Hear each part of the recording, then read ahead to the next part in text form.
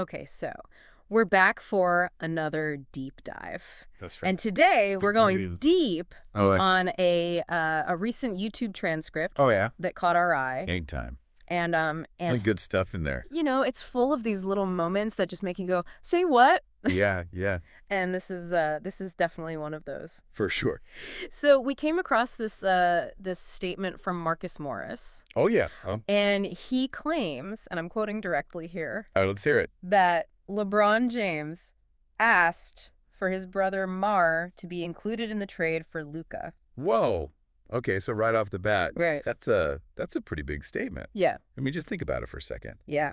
Did LeBron know about this trade? Beforehand. Before everybody else? Yeah. How far in advance? Like, Right. This is the kind of stuff that really gets you thinking about. The inner workings. Yeah, the inner workings of the NBA. You know? Exactly. And that's what we love about these deep dives, is we Yeah. get these little nuggets of information, and we can really start to unpack them and see what they tell us about Right. And this one, the league. this one's juicy. It is juicy. I mean, we're talking about a trade that was supposed to be like super secret. the most secret-y trade of all time. Right. Nobody knew Luka was getting traded. Supposedly. Not even Anthony Davis, apparently. And he was. Right. It was. In the middle of another trade. Right. Yeah, he was almost traded. So if AD didn't know, Yeah. you're going to wonder who did. Right. And the guys on this YouTube show. Oh, yeah. They had such a great reaction to this. Oh, yeah. They were like, this doesn't look good. yeah. But also amazing. Amazing. Like in the same breath. Yeah. It's like, it's shady, but it's also like, it is. really fascinating. It is. It's that insider baseball that everyone wants. Everyone wants to know. Everyone wants to know about. Yeah. But then it's like, wait a minute. Is this. Hold on. How does this work? How is this allowed? Right. So you got to ask yourself, yeah, why would Marcus Morris just drop this bomb like that? Well, you know what I mean? He's not just some random dude. Yeah. He's been around the league. Yeah. He knows how things work. Yeah. So when he says something like that, you got to figure there's some truth to it. And it goes back to that idea of, you know, LeBron's clout and his respect and his resume. The resume, yeah. Like he's earned a certain. She's earned it. Absolutely influence. Yeah. Right. And so. Why wouldn't he be in the loop on something this big? Right. I mean, come on. This is Luka Doncic we're talking about. Yeah. A generational talent. Yeah. You're telling me they're making these huge decisions. Yeah. And they're not even consulting with LeBron. And this leads to that question that they brought up. Oh, yeah. Which is the big one. Why do we lie about things? Why all the secrecy? Right. Why is everything so hush-hush? Is it just about strategy? Like keeping other teams in the dark? Yeah. Or is it about like managing players? Player expectations? Yeah. Keeping the locker room stable. Right. You know, there's a lot of moving parts. There are. To these big trades. And then they even talk about the timing of it all. Oh, yeah. Like when did LeBron supposedly make this request? Right. Was it the night before the trade went down? Yeah. Or was it like during the discussions? Right. And that's fascinating to me. It is. Because it suggests that he wasn't just an afterthought. Right. It wasn't just a last minute thing. No. There was like he was part of the conversation. Part of the process. Yeah. Potentially. Yeah. And you know what else is interesting? What's that? They brought up Jason Kidd. Oh, yeah. The coach at the time. Yeah. And they're like, imagine if he didn't even know they were trading Luka.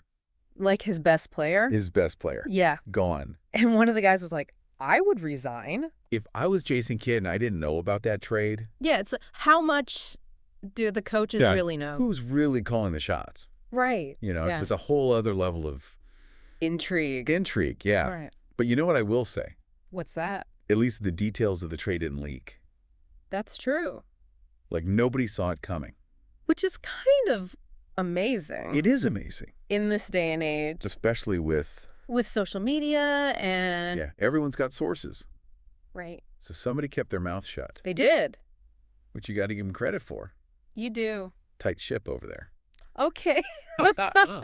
All right, so we've talked about LeBron and Luka. This potential LeBron influence. Yeah. But now there's another nugget in this transcript. And it has to do with Doc Rivers. So Doc is responding to all the criticism. Oh, yeah. About his teams blowing these 3-1 playoff leads. Yeah. The 3-1 meme. Right. Never goes away. Never goes away. Poor Doc. And he says... What'd he say? And again, I'm quoting directly here. Great. Hit me. No one tells the real story. And I'm fine with that. It's unfair in some ways. I don't get enough credit for getting the 3 wins. Get credit for losing. Okay, so he's pushing back on the narrative. He's like, hey, I got those 3 wins. Right. Don't forget about that.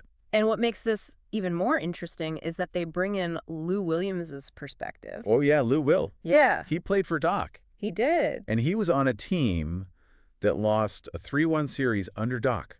He was. So he's seen both sides of the Doc Rivers experience. Right. And I think that's really valuable. It is. To get that kind of balanced viewpoint. Yeah. And Lou Will, yeah, he's actually very complimentary of Doc. Oh, yeah. He loves Doc. Yeah. He credits Doc with, saving his career. Right. 2-time Sixth Man of the Year. Yeah. Doc helped him get there. Yeah. He talks about giving Doc his flowers. Acknowledging the good alongside the bad. Right. It's not all sunshine and rainbows. No. But it's also not all doom and gloom. Exactly. Yeah. And then they ask this question. Oh, yeah. I love this one. It's like, would you rather? Would you rather blow a 3-1 lead? Yeah.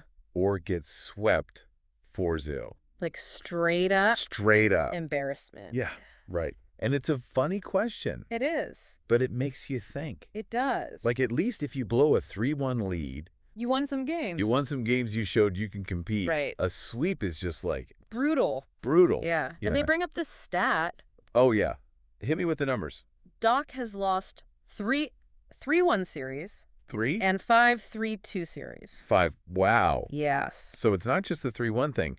No, he's had trouble closing out series. He has. General. And that's why you know this narrative has followed him. It's followed him. For so long. It's like his shadow. It is. Yeah. And I think it speaks to the pressure these coaches are under. Oh, absolutely. I mean, can you imagine? Yeah. You're 1 game away. From the conference finals. Or the finals. Yeah. And it all slips away. Right. That's got to be tough. It's got to be tough. To live with. Yeah. So we've got these 2 really interesting threads. 2 threads from this transcript. Yeah. First, the LeBron thing with the Luka trade. Yeah. Did he know? Did he pull some strings? Was he involved? No. And then second, Doc Rivers. Second, Doc and his playoff woes. Yeah. And it's all coming from the mouths of the players and the coaches. Right. These aren't just rumors. No. This is them speaking their truth. And that's what makes it so compelling. It is. It is. It's a glimpse behind the curtain. It is. Yeah. And it makes you think it does. About the NBA in a whole new light. So here's something I want you to consider. Okay, I'm listening. Do you think all this secrecy, the high stakes, the pressure, do you think that contributes to these... The meltdowns? The 3-1 collapses? And 3-1 collapses. Is it...